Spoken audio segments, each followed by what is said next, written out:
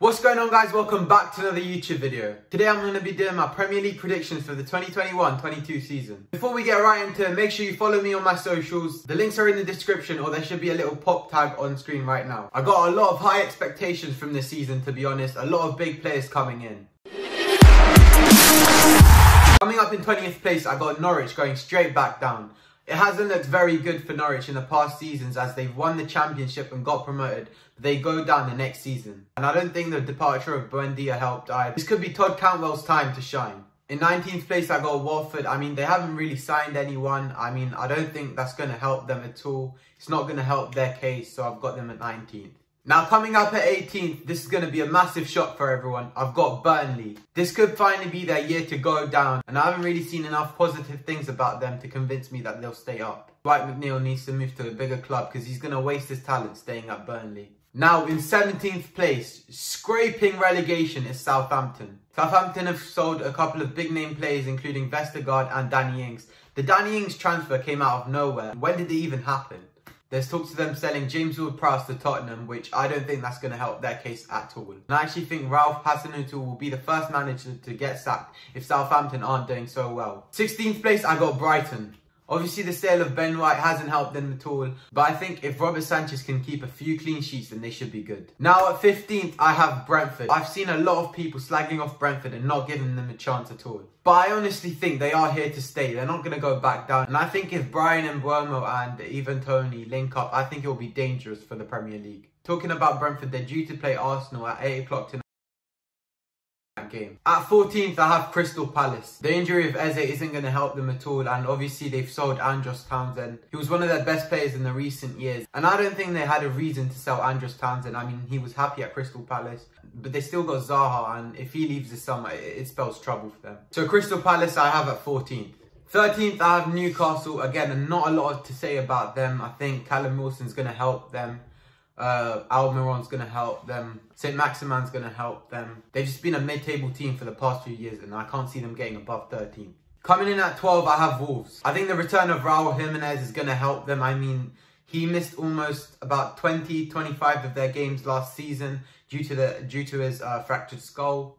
And if Traore and Neves can get going, I don't see a reason why they can't get back to their best. 11th, I have Leeds. They finished in a similar position last season, and they haven't really brought in anyone, I don't think, except for maybe Junior Firpo.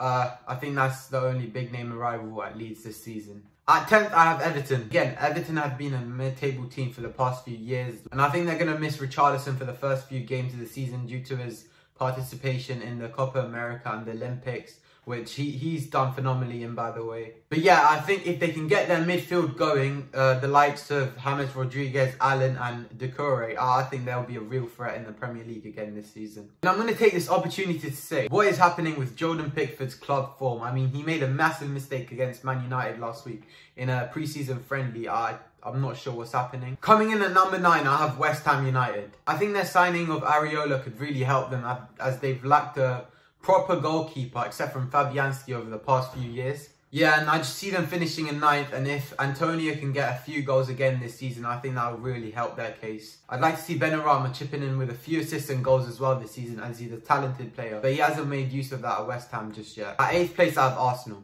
I just can't see them doing better than last year. I think they still lack a midfielder. They're in talks to sign Martin Odegaard again from Real Madrid.